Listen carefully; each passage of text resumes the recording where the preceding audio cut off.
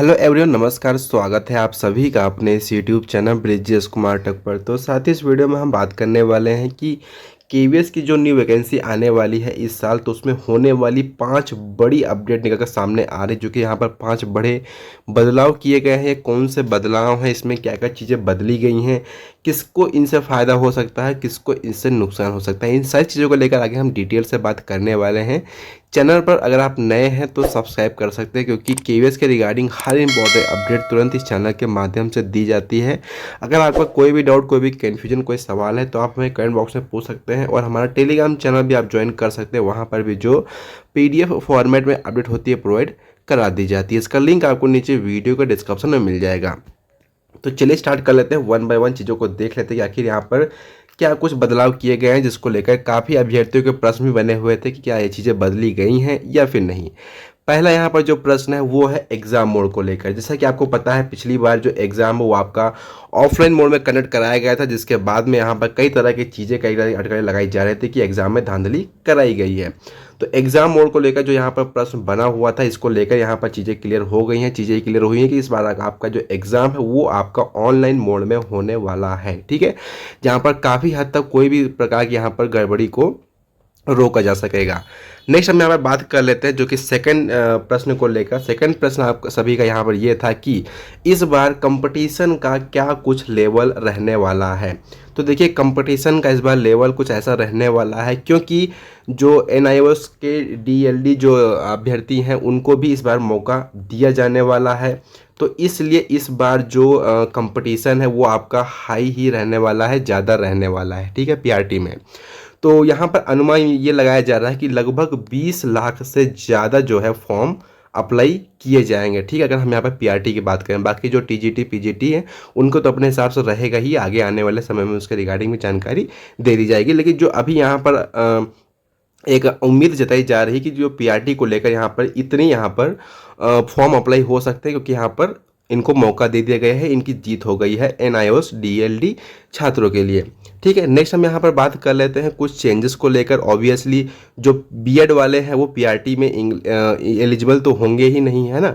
और क्वालिफिकेशन में चेंजेस को भी यहाँ पर लेकर कई सारी चीज़ें देखने को मिल सकती हैं। जैसे कि केवीएस में क्या होता है कि ग्रेजुएशन में जो सब्जेक्ट, एक सब्जेक्ट का यहाँ पर एक टीचर यानी कि फॉर्म को अप्लाई करता है, ठीक है। तो उसमें क्या होता था, मांग की जाती थी कि आपको 50% होना चाहिए 3 साल में। 3 साल में एवरेज निकाल करके आपका 50% होना चाहिए। लेकिन अब उस चीज़ को भी यहाँ पर जो है हटाया जा सकता है। ऐसी अंदरूनी खबर निकल के सामने आ रही है कि अब जो यहाँ पर चीज़ें रहने वाली हैं वो है ये कि आपका ओवरऑल देखा जाएगा, यानी कि आपको जो ग्रेजुएशन होने वाला है तो ग्रेजुएशन में आपका ओवरऑल 50% होना चाहिए, ठीक है। ऐसा नहीं है कि आप मान के चलिए फिजिक्स सब्जेक्ट से आप टीचर के लिए अप्लाई कर रहे हैं तो आपका फिजिक्स में ही 50% होना चाहिए 3 साल का, ऐसा बिल्कुल नहीं है। बात ही निकल के सामने आ रही कि आपका अगर ओवरऑल 50% है तो फिर यहाँ पर चलेगा, ठीक है। पिछली बार क्या हुआ था कि कई ऐसे छात्र थे जिन्होंने ग्रेजुएशन किया था, मान के चलिए 3 साल का एक सब्जेक्ट आपका होना चाहिए जो कि केवीएस बोलता है। लेकिन हुआ क्या था कि उन्होंने 2 साल किया एक सब्जेक्ट से, उसके बाद में जो तीसरा साल था वो किसी और सब्जेक्ट से कर लिया। इस तरह के जो सीन्स थे उनमें कई सारे अभ्यर्थियों को जो है बाहर कर दिया गया था, ठीक है। तो इस चीज़ों को भी लेकर यहाँ पर क्लियर मतलब कि जो अपडेट का सामने आ रही है कि अब इस बार 3 साल का कोई भी यहाँ पर चक्कर नहीं रहने वाला है। बट यहाँ पर ये क्या है कि आपको 50% यहाँ पर मोटा मोटा आपका क्राइटेरिया कंप्लीट होना ही चाहिए, ठीक है। और नेक्स्ट यहाँ पर जो चीज़ों को लेकर अटकलें लगाई जा रही हैं वो है कि एज रिलैक्सेशन मिलने वाला है या फिर नहीं। तो साथियों, एज रिलैक्सेशन की अगर हम यहाँ पर बात करें तो आप सभी को पता ही होगा कि जो फीमेल की एज रिलैक्सेशन होता है, एज रिलैक्सेशन नहीं, जो उनकी यहाँ पर एज की रिक्वायरमेंट होती है वो है 40 ईयर्स की, ठीक है। तो ये तो ऐसा ही रहने वाला है, एज में किसी वगैरह यहाँ पर कोई भी बदलाव नहीं होने वाला है। वो कोई भी कैटेगरी की महिलाएं हो सकती हैं, ठीक है। General, OBC, EWS, SC, ST, इन सभी का 40 ईयर्स तक ही चलने वाला है। खास करके हम यहाँ पर पीआरटी की बात कर रहे हैं। टीजीटी पीजीटी जो है उसमें तो अपने हिसाब से यहाँ पर चीज़ें उसके अकॉर्डिंग रहने ही वाली हैं। मेल्स का लगभग वैसे होने वाला, यानी कुल मिलाकर के एज में कोई प्रकार के यहाँ पर रिलैक्सेशन या फिर बदलाव नहीं होने वाला है, ठीक है।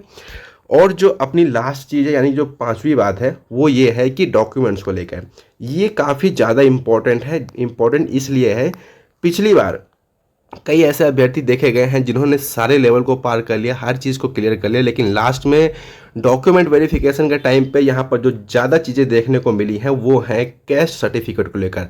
काफ़ी सारे अभ्यर्थी जो EWS का अपना कैस्ट सर्टिफिकेट नहीं दिखा पाए, जिस वजह से उनको बाहर कर दिया गया, या फिर OBC के हों, तो कैस्ट सर्टिफिकेट को लेकर भी काफ़ी यहाँ पर मामले देखने को मिले थे। तो आपको डॉक्यूमेंट्स को लेकर पहले से ही काफ़ी ज़्यादा सीरियस और सतर्क हो जाना है। डॉक्यूमेंट्स के पर यहाँ पर चीज़ें नहीं करनी है। आप अगर बोलेंगे तो हम आने वाली नेक्स्ट वीडियो में डॉक्यूमेंट्स के रिगार्डिंग डिटेल बता देंगे कौन कौन से डॉक्यूमेंट्स आपको रेडी रखने होंगे। ठीक है, इस वीडियो में बस इतनी अपडेट रखते हैं। बाकी कुछ भी अगर आपका डाउट रहता है तो आप कमेंट बॉक्स में पूछ सकते हैं, उसका हम रिप्लाई कर देंगे।